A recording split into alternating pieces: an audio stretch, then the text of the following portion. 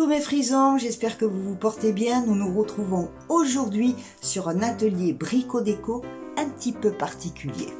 En effet, cet atelier brico-déco, à l'instant même où je suis en train de le tourner, vous n'êtes pas près de le voir pour la bonne et simple raison qu'il s'agit des préparatifs du mariage de ma fille, où j'ai à charge de préparer un petit coin et des petites choses surtout un tableau que ma fille a très envie. Alors, elle me demande un tableau, ça me fait voler sur d'autres idées. Sur ce mariage, il va y avoir un endroit où il y aura un tableau en bois, voilà, un tableau en bois avec des écritures extrêmement précises que ma fille aimerait avoir et avec une date, mais qui sera la date de leur rencontre. Je me suis dit, ça va pas, date de leur rencontre, il faut trouver quelque chose pour mettre la date du mariage. Je lui ai dit, il faut ta date de mariage. Elle m'a dit, bah écoute, tu vois, c'est toi l'artiste. D'accord. Bon, alors le tableau, je l'ai dans la tête, pas de problème, ça sera le sujet de notre atelier. Pour l'instant, qu'est-ce que je mets à côté de ce tableau en bois? On va pas le planter là tout seul pour rien. J'ai pensé qu'il fallait une boîte pour donner la possibilité aux invités de pouvoir laisser une petite enveloppe, parce que les mariés, ils veulent rien. Bon, on ne peut pas empêcher les gens et les invités d'offrir ou de faire plaisir ou de participer. C'est ce qui se fait de plus en plus. Donc j'ai cherché l'idée d'une boîte. Et puis j'ai cherché, j'ai dit pourquoi pas, puisque sur le tableau bois, il y aura la date de leur rencontre, il me faut un support où je puisse inscrire la date du mariage. Sur quoi on peut mettre des chiffres? Une boîte aux lettres, bien sûr. Mais ouais. Alors, la boîte aux lettres, la voici. Je l'ai reçue d'abord en matière carton. J'ai choisi une boîte aux lettres américaine parce que j'ai trouvé que c'était vintage, c'était sympa pour eux. Donc, j'ai choisi de faire comme ça.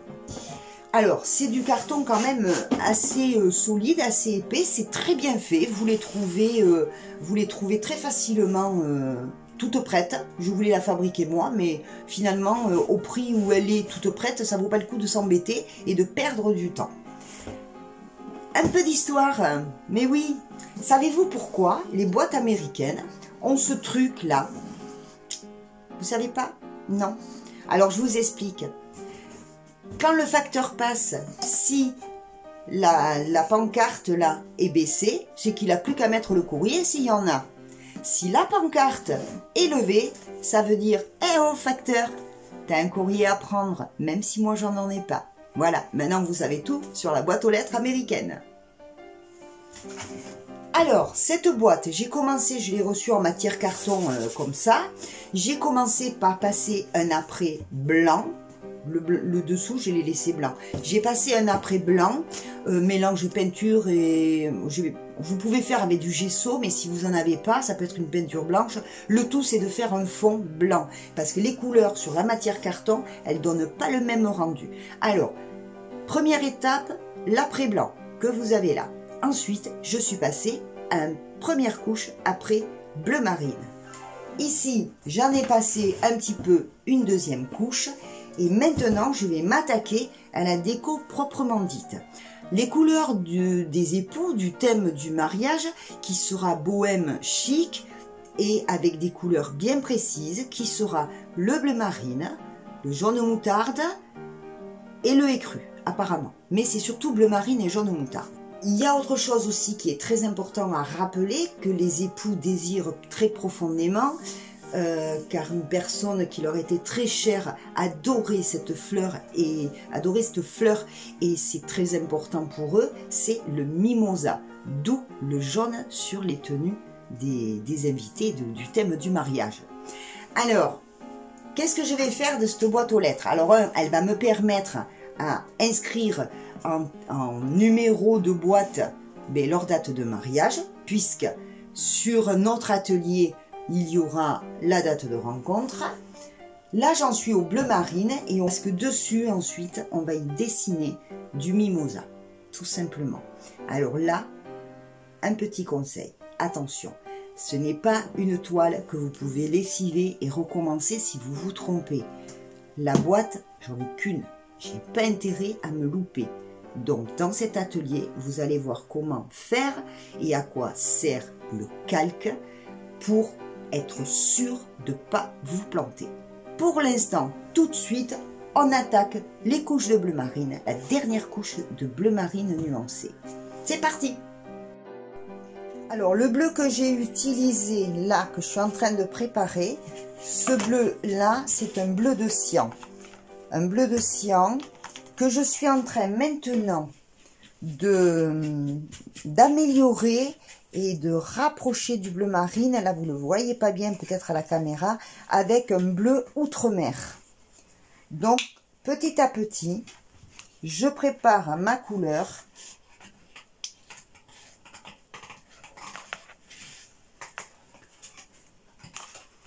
Pour atteindre ce que je veux le plus possible et je mélange. Je rajoute un peu d'eau si c'est nécessaire. Faites ça sous une bonne lumière. Tant qu'à faire, à la lumière du jour, c'est mieux. Et je travaille ma couleur jusqu'à avoir ce que je veux. Par contre, rien n'empêche de faire un essai sur le dos de la boîte, par exemple, pour voir ce que ça donne. Là, je crois que je suis en train d'arriver sur un bleu marine assez sympa. Donc, on va faire un petit essai. On va faire un petit essai pour voir ce que ça donne. Ouais! Est-ce que vous voyez la différence? Ça me paraît pas mal du tout, ça. Ça me paraît même bien. À peine un peu plus, peut-être. Et nous y sommes. On va pouvoir finir la boîte.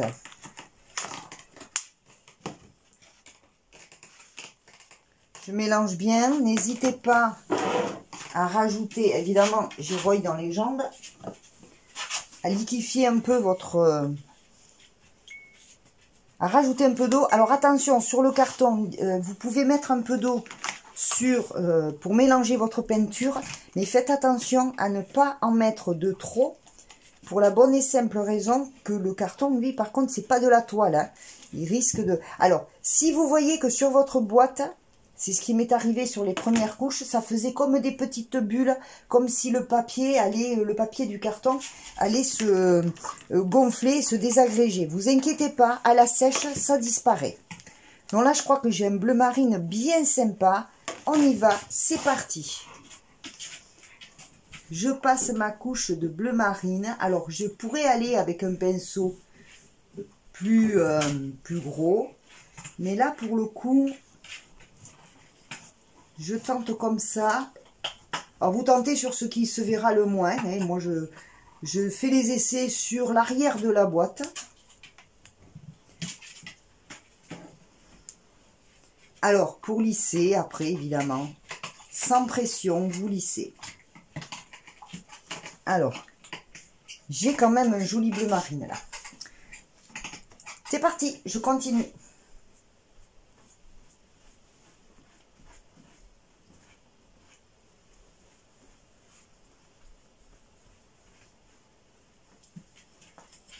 Alors, je tiens ma boîte par le dessus, qui est sec. Et évidemment, je terminerai cet endroit-là après.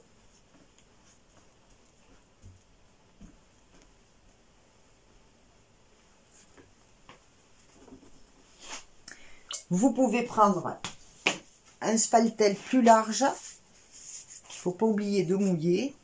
Alors, je mouille mon spaltel, mais je le re-essuie un petit peu quand même, hein, pour pas trop mouiller. Alors, je suis désolée de la qualité de, comment vous dire, la qualité de la position de la caméra, sauf que je suis juste pour 2 jours à la maison et que mon matos et mon matériel est chez ma soeur. Et comme vous le savez, je ne peux pas utiliser l'autre caméra qui va avec l'ordinateur puisque l'ordinateur est en réparation.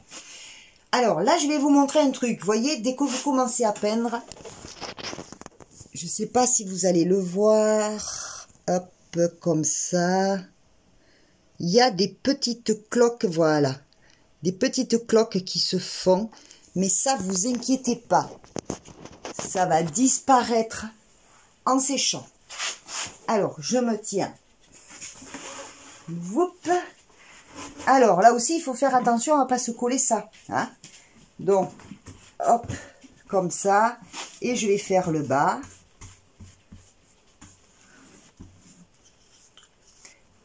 Vous me faites travailler de la gauche.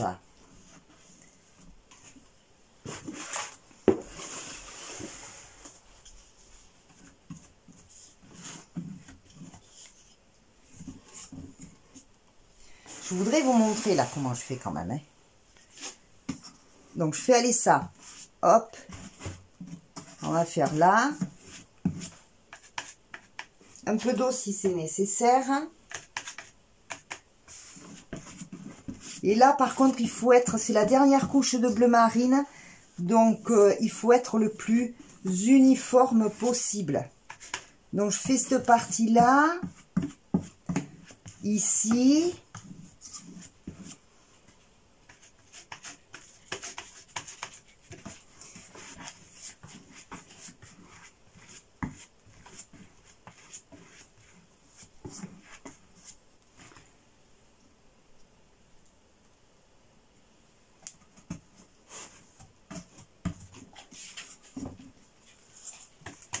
On peaufinera ensuite avec,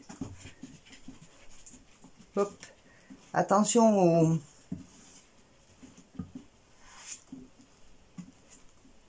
j'essaie de faire tout le tour.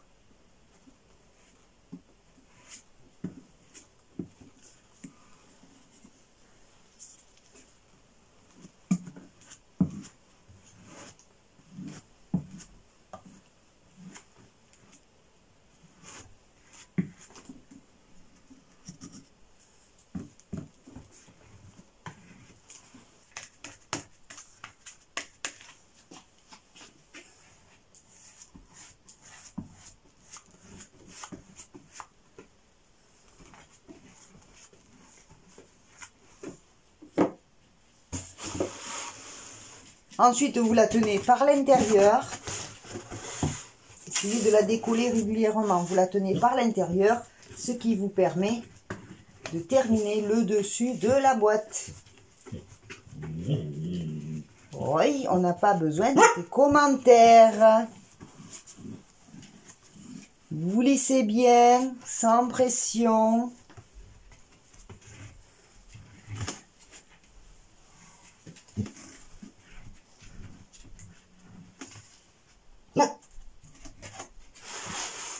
Maintenant, on va faire la façade avant. On enlève l'excès d'eau sur un chiffon. On récupère ce qu'il y a sur le spaltel. Et je vais faire la façade avant.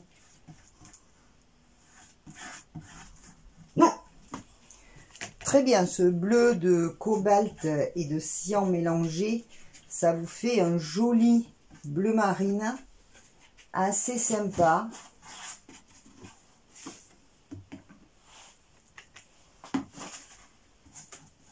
Alors faites attention à ne pas coller la porte, ne pas coller...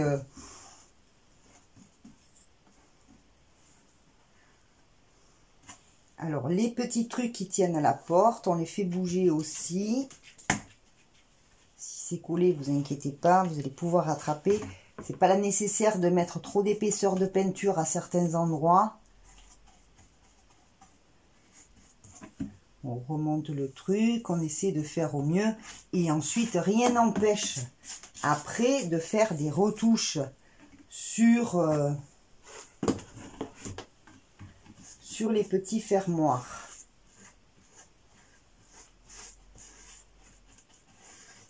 Même peut-être que je vais les peindre en jaune. Alors on va faire l'intérieur de la porte. Que ce soit joli quand on ouvre, quand même.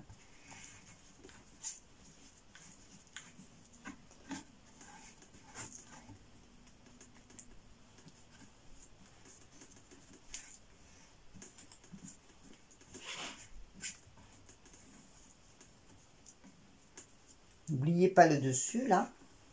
Et après je tiens la petite ficelle là. La petite ficelle là, tenez-la bien droite, faites attention à ne pas vous la coller. Et on va faire l'extérieur de la porte.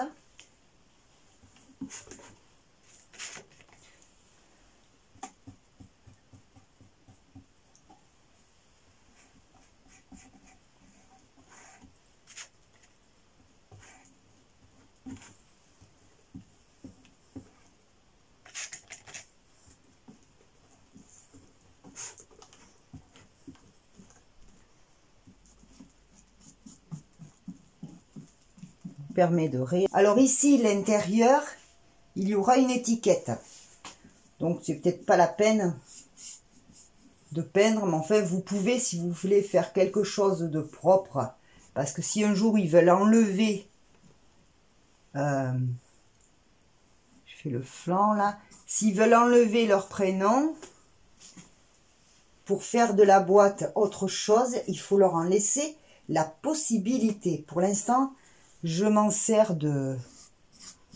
pour la tenir.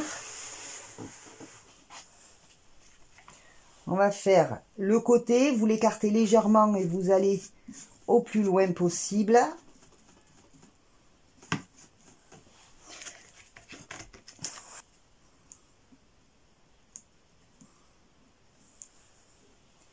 On la fait bouger pour être sûr que sur les côtés, voyez, parce qu'en la peignant, il faut bien faire attention que tout autour, il n'y ait pas d'erreur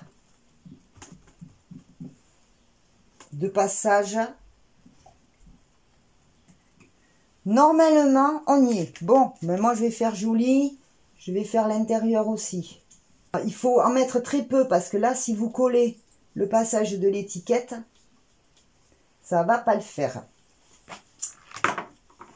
Donc, pour en être sûr, vous prenez une vieille carte de visite, hein, une vieille ou quelque chose qui... Et puis, vous la passez dedans pour être sûr. Vous ne l'y laissez pas pour qu'elle ne se colle pas. Et voilà. Bon, et bien à ce stade-là, on contrôle bien partout qu'il n'y ait pas d'erreur de pinceau. Peut-être un peu là, par endroit. Maintenant, à ce stade-là, je la laisse complètement sécher parce que le fond de base est terminé et il va falloir que je prépare ce que je vais y apposer dessus. C'est-à-dire, je vais dessiner le mimosa, le numéro de la boîte qui sera en fait leur date de mariage. Et devant, j'ai bien envie de leur mettre un petit merci. Voilà. Et il faut que je prépare l'étiquette à l'intérieur avec leur prénom, bien entendu. Là, je laisse sécher et maintenant, on passe à la partie dessin. Je vais vous montrer comment je vais faire pour éviter de dessiner directement sur la boîte où je n'en ai pas de rechange, où ça sera difficile de gommer. En plus, on est sur du bleu marine. Donc, on va préparer son dessin sur du papier calque. On ne va pas décalquer. Si vous voulez décalquer quelque chose, vous pouvez. Mais moi, mon dessin, j'ai envie de le faire sur du papier calque. Si je me trompe, c'est pas grave. Je peux gommer ou changer de papier calque. Mais une fois que mon dessin sera prêt correctement sur le papier calque, je n'aurai plus qu'à déposer mon propre dessin sur la boîte. Et là, je suis sûre de ne pas me tromper. Voilà. Maintenant, si vous voulez vous décalquer quelque chose, vous pouvez le faire. Ce type de boîte peut être aussi décoré, comme vous le savez, avec des serviettes papier et collage. Moi, j'ai préféré rester dans la peinture. Je ne peux pas faire autrement. On laisse sécher, on se retrouve en dessin. Alors, voilà, pour préparer le dessin sur le calque, avant tout, choisissez du papier calque en rouleau ou alors assembler plusieurs feuilles les unes aux autres pour pouvoir, comme ceci, envelopper votre boîte avec le papier calque. Et là, nous allons prendre des repères au crayon. Là, je prends des repères au crayon du bas de la boîte.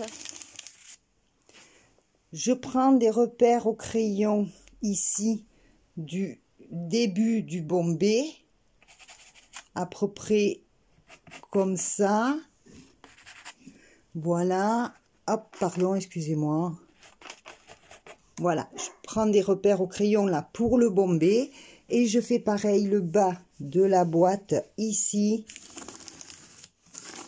Je repère. Voilà, maintenant j'ai plus qu'à me mettre à plat pour commencer à dessiner mon mimosa.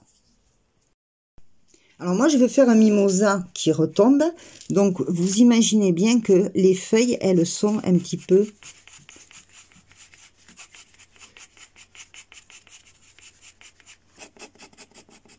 voilà. Les feuilles, elles sont un petit peu comme ça. Vous pouvez en faire, vous tracez un départ, vous la commencez large et vous la retrécissez.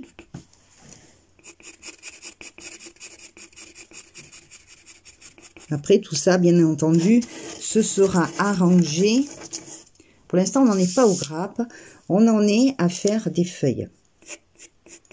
Donc vous faites une limite, hop, pardon, vous partez large,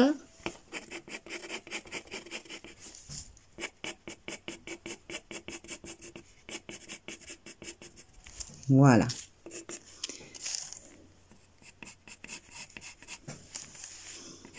Pas évident, je suis pas équipée. Après tout ça, évidemment, ça s'arrangera au pinceau, hein. Voilà, on va faire des feuilles un petit peu comme ça partout, des deux côtés.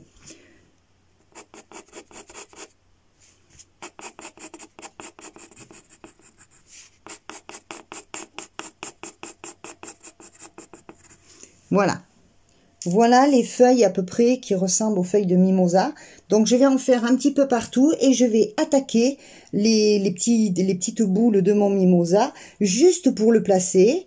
Et ensuite, eh bien, j'aurai plus qu'à reporter ça sur ma boîte, le dessin. Je continue parce que c'est pas évident de vous montrer comment l'on fait tout en tenant le téléphone quand même, hein. Là, je peux très bien avoir une feuille. Alors, n'hésitez pas à les faire un peu plus grandes, les feuilles, éventuellement, parce que, voilà, vous faites une limite, puis hop, du plus grand au plus petit.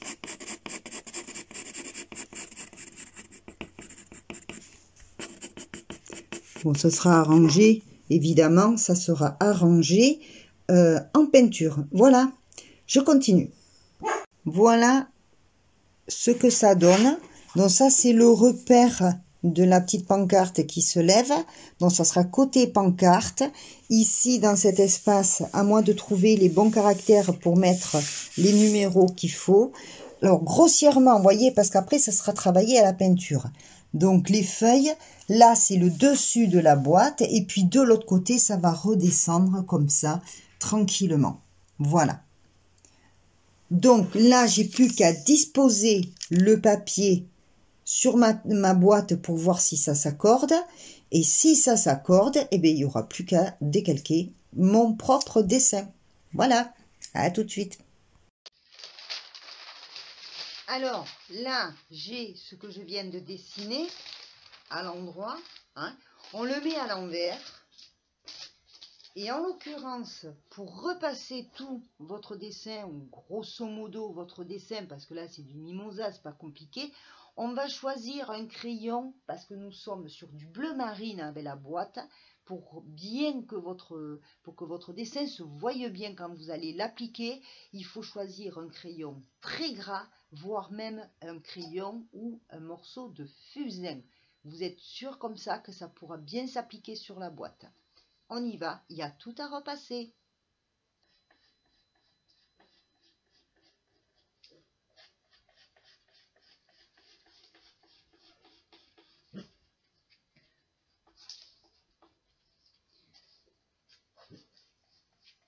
Alors, faites attention par contre. Alors, vous faites grosso modo, hein.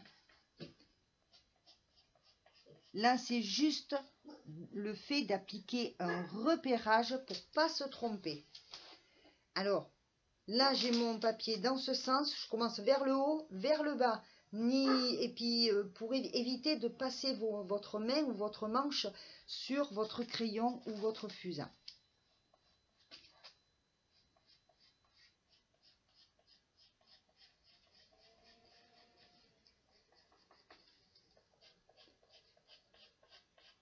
N'ayez pas peur, car ensuite, si un trait de fusain vient sur votre boîte, que vous ne voulez pas le fusain avec la gomme à fusain, évidemment, vous le savez, ça s'en va très facilement.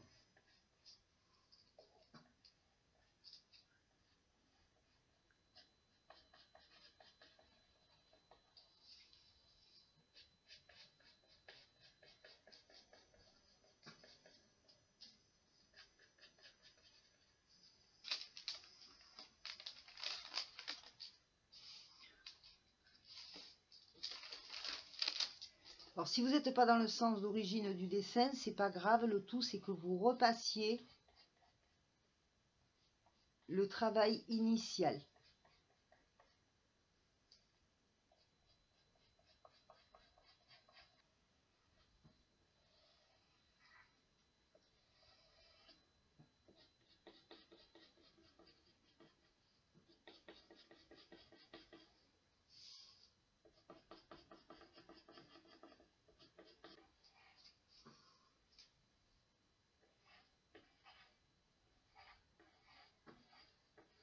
Alors, c'est effectivement beaucoup de travail, mais ça va quand même vous éviter. Alors, si vous ne faites pas les grappes là exactement comme sur votre dessin, c'est pas grave, et vous pouvez encore trouver le moyen de modifier, hein. C'est toujours à temps.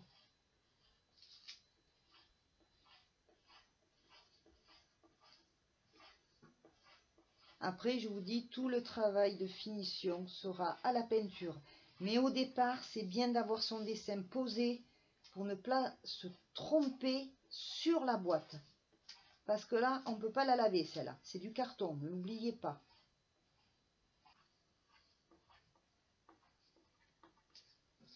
N'hésitez pas à raffûter votre fusain. Si vous sentez qu'il faut rajouter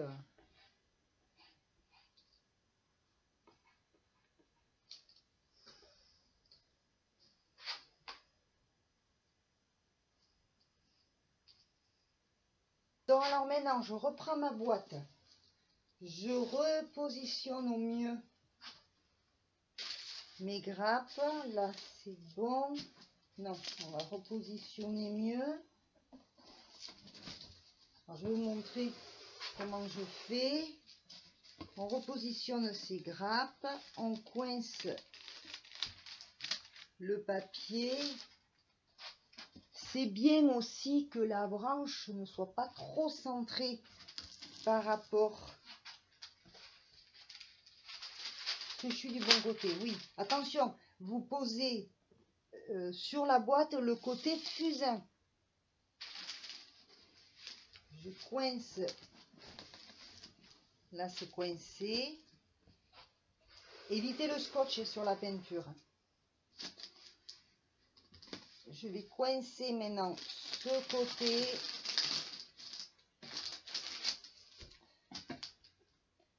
Ça a l'air pas mal du tout. Par le fait d'être sur du bleu marine, alors vous repassez votre dessin. J'espère que ça va prendre.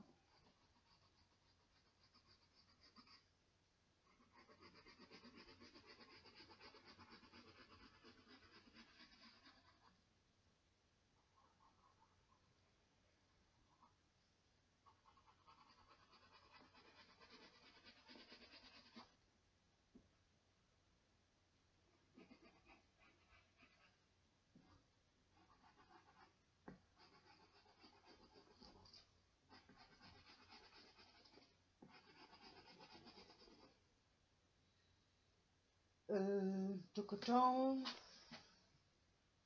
va contrôler si ça prend ou pas. Ça prend. Faut avoir les yeux, il faut avoir les yeux très clairs, être bien éclairé, mais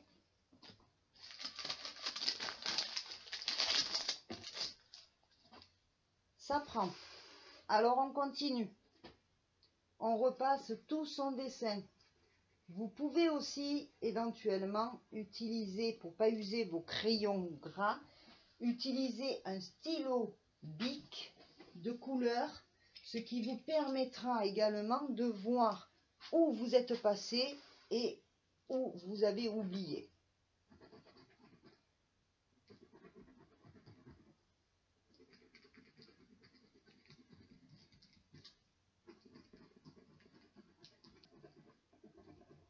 Alors éventuellement, commencez par les graines de mimosa tout autour. Si vous en loupez, c'est pas grave parce que là, vous allez l'ajuster à la peinture. Mais que vous ayez au moins la base de la grappe de mimosa et l'emplacement des feuilles. Alors là, je vais essayer quand même de pas trop me décaler. Là, vous voyez, c'est bien avec le stylo bic parce que j'allais oublier une feuille. Bon, après j'aurais arrangé ça à la peinture, mais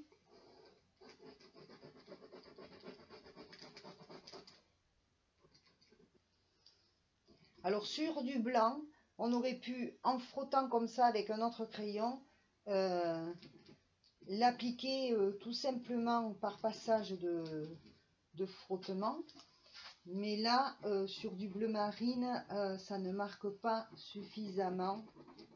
Donc, voilà, je suis obligée de faire dans le détail, de bien repasser chaque trait.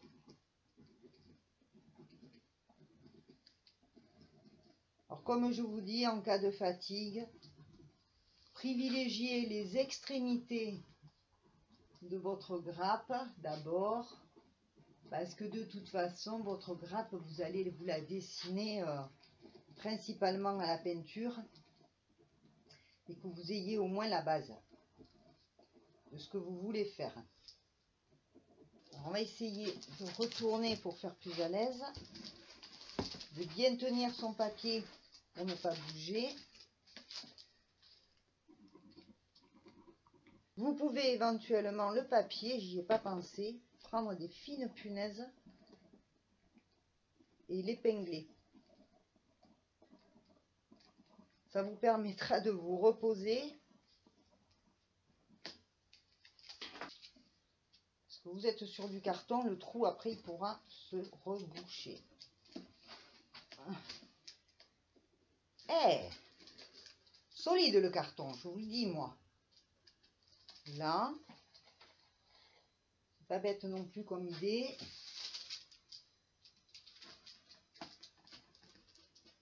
Là, ah, ça va mieux. C'est un peu épuisant à faire.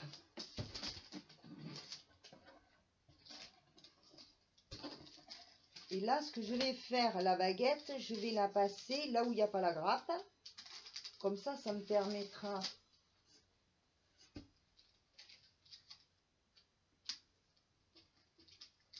là.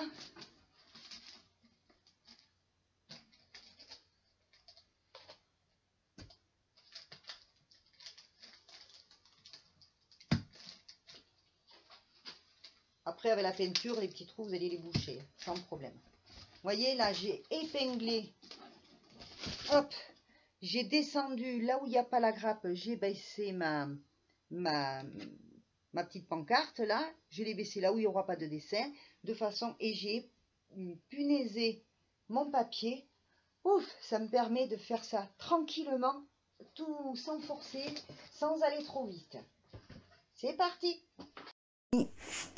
Regardez, ça a marché. Regardez-moi ça, tout est bien tracé. Et regardez, votre dessin est bien reporté, parfaitement bien Regardez ça. C'est super. C'est super. Voilà. Alors là, vous voyez, autant sur le papier calque, vous pouviez vous tromper, rectifier. Donc là, il y aura les numéros. Et vous voyez, là, la grappe, elle va apparaître après quand on lève. Quand on lève, hop, on a la petite grappe là qui apparaît. Bon, il y a des petites retouches à faire. Mais le dessin, vous voyez, est bien là. Le dessin est bien là. Il n'y a plus qu'à le peindre maintenant. Voilà. Ça va être parfait. Parfait.